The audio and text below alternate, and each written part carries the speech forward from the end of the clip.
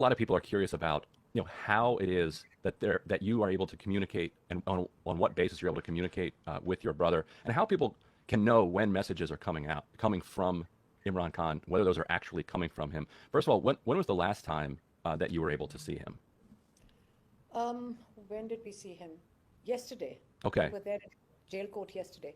You see, I think since his cases started, what happened was, that he had 200 cases on him Mhm.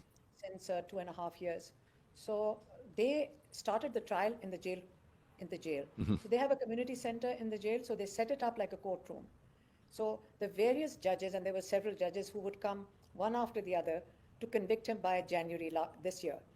So we were able to, I think, in a way, if I say it on television, they might stop it in Pakistan.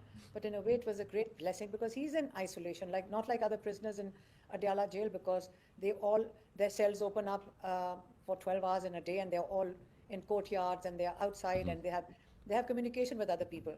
But Imran Khan is in absolute isolation. So the courtroom actually offered him an opportunity to have human contact. Right. That really helped because even the policemen who guard him, they're not allowed to speak to him. There are several cameras, like they've installed several security cameras around him. So if any policeman talks to him, or if any security people talk to him, and they feel that they've gotten accustomed, gotten accustomed to people. If he's nice to somebody in the security, they change the whole security detail. So the courtroom did offer an opportunity for the lawyers generally to meet him, and there are several lawyers who would come into courtroom, and of course the family.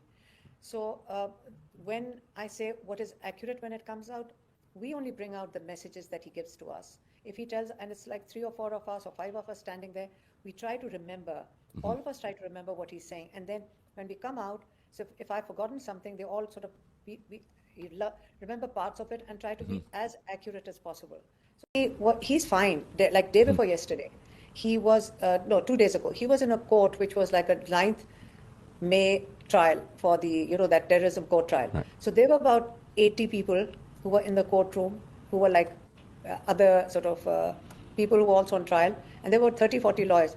So we were there were like three cases that day. So we were in a smaller courtroom, and I thought that was so not nice because he was like a little cage at the back, and they brought him into the cage. Like we really feel bad when they do something like that. So we said we are very unhappy that you brought him into a cage. There's no media there. And he went, and I said, there's an ATC trial, you should go there. There's a lot of people there. So he actually insisted and went to the bigger trial in the jail. And he was able to meet so many people. They said it became like a mini rally. And the Hmm. judge kept saying that you've got to all, this noise is not acceptable. Right. And I'm going to close the case. But so they're all very excited that they were able to meet him. So that's what I'm telling you about why he's had access. So